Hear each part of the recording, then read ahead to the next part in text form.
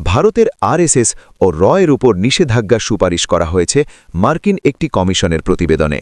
সেই সাথে এই সংস্থাগুলির সঙ্গে যুক্ত ব্যক্তিদের যুক্তরাষ্ট্রে ঢোকার ক্ষেত্রে বাধা এবং সেখানে অবস্থানকারীদের সম্পত্তি বাজেয়াপ্ত করার জন্য সুপারিশ করা হয়েছে। যুক্তরাষ্ট্রের commission on international religious freedom report 2026-এ এই সুপারিশ করা হয়েছে। ওই প্রতিবেদনে ভারতে ধর্মীয় স্বাধীনতা বিঘ্নিত হচ্ছে এবং বিভিন্ন সম্প্রদায়ের উপর আক্রমণের ঘটনা বাড়ছে এই বর্ণনা দিয়ে ভারতকে রাখা হয়েছে সিপিসি অর্থাৎ কান্ট্রি অফ পার্টিকুলার কনসার্নের তালিকায়। ওই প্রতিবেদন প্রকাশের পর তীব্র প্রতিক্রিয়া জানিয়েছে ভারতীয় পররাষ্ট্র মন্ত্রণালয়। এই রিপোর্টটিকে একপেশে বলে অভিযোগ করেছে ভারত।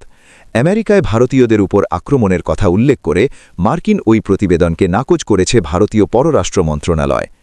ওই প্রতিবেদনে ভারতে সাম্প্রতিককালে ঘটে যাওয়া কিছু ঘটনা নিয়ে ধর্মীয় অসহিষ্ণুতা ও সংখ্যালঘু সম্প্রদায়ের উপর একাধিক আক্রমণের কথা তুলে ধরা হয়েছে।